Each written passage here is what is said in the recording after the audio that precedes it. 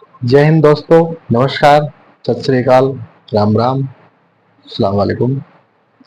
दोस्तों, आप कोई भी काम कर रहे हैं और वो काम यदि इस पूरी दुनिया से हटके है या फिर वो कार्य जो आपके आसपास के लोग नहीं कर रहे हैं तो आप थोड़ा सा हटके कर रहे हैं, तो आप परेशान मत होना।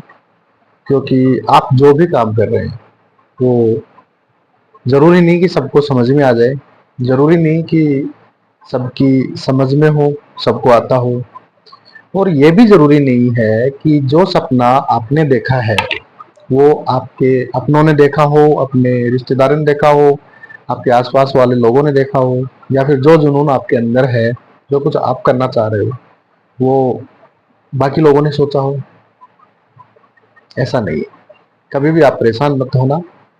यदि आप कोई ऐसा कार्य शुरू करते हैं जो सबसे हटके होता है, जो चैलेंजिंग से भरा हुआ होता है, संघर्ष से भरा हुआ होता है, उस काम में मेरे हिसाब से 3 तरह की लेवल्स आती हैं, जिसमें अलग-अलग लेवल पर जो लोग होते हैं, जो पब्लिक होती है, वो वही रहती है। लेकिन लेवल उस पब्लिक और आपके कार्य करने के हिसाब से वो लेवल चेंज होते हैं, बदलते रहते हैं। जिसमें मोस्टली 3 प्रकार के लेवल हैं। पहला लेवल है वो है हास्यास्पद स्थिति। हास्यास्पद स्थिति का मतलब है कि यदि आप कोई भी काम करते हैं तो आपके आसपास के लोग, आपके अपने, आपके रिश्तेदार आप पर हंसेंगे, आप पर व्यंग कसेंगे, आप पर ताने मारेंगे, आपकी हंसी उड़ाएंगे कि ये ऐसा काम क्यों कर रहा है, क्योंकि वो तो कर नहीं रहे और उनका वो जज्बा भी नहीं है, जुनून भी नहीं है, और आपने कुछ करने का ठाना है तो ऑब्वियसली आपका काम उनसे अलग होगा, उनके समझ में नहीं आएगा तो वो हंसेंगे। मान लो आपने एक लंबा विजन लिया है, एक बड़ा भविष्य लिया है, तो और आपने ठाना है कि आपको उसी काम में रहना है, वही आपको काम करना है, क्योंकि आपको पता है कि उसका जो प्रॉफिट है, उसका लाभ है, वो बहुत दूर जाके मिलने वाला है। लेकिन लोग हंसेंगे, लोग व्यंग्य करेंगे, आपको उनकी हंसी को, उनके व्यंग्य को इग्नोर करना है, उसमें फंसना नहीं है, उनसे उलझना नहीं है, उनकी सुननी है और आगे की तरफ बढ़ना है। दोस्तों, लोग वही रहेंगे यदि आप लगातार आगे बढ़ते रहे। उनके व्यंग्य को, उनकी हंसी को आपने चैलेंज समझ के, संघर्ष का एक हिस्सा समझकर आप आगे बढ़ते रहे, तो लोग वही होंगे, आपकी लेवल बदल जाएगी।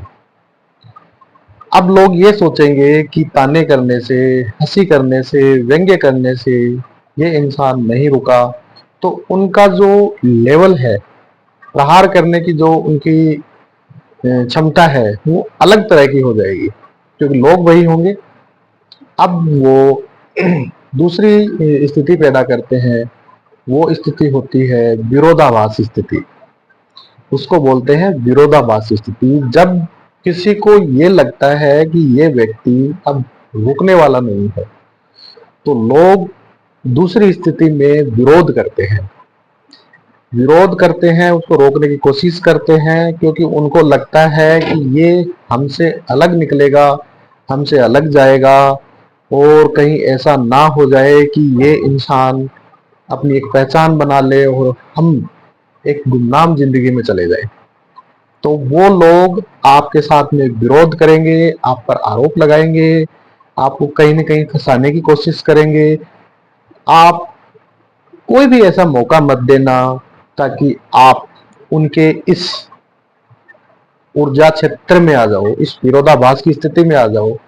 आपको जो दूसरी स्थिति है वो भी बिना देखे, बिना सुने आपको पार करनी है।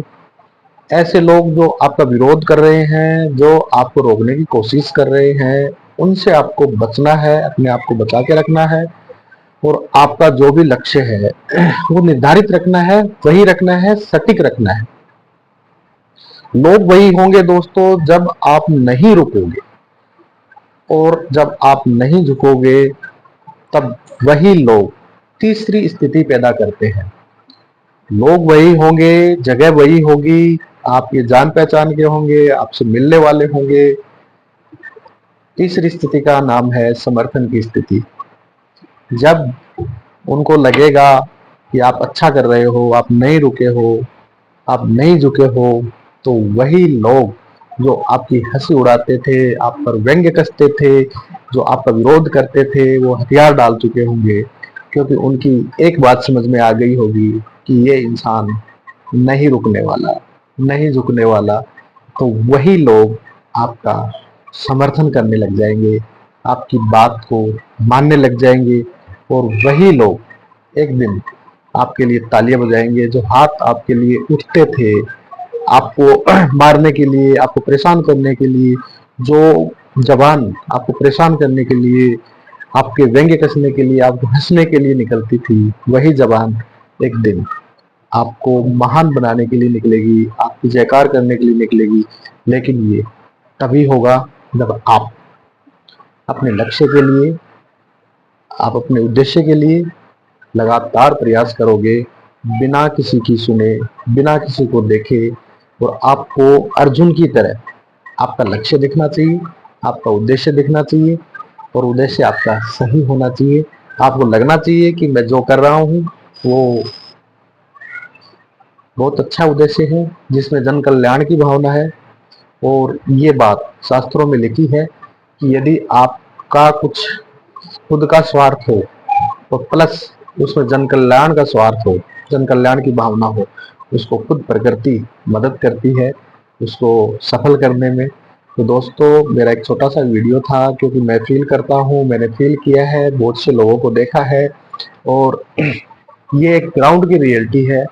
इसलिए मैं अपनी भावनाओं को इस वीडियो के जरिए बताना चाहता हूँ कि बहुत से लोग ऐसे हैं जो पहली स्थिति में घबरा जाते हैं, दूसरी स्थिति में घबरा जाते हैं, क्योंकि वो तीसरी स्थिति आने ही नहीं देते वो लोग।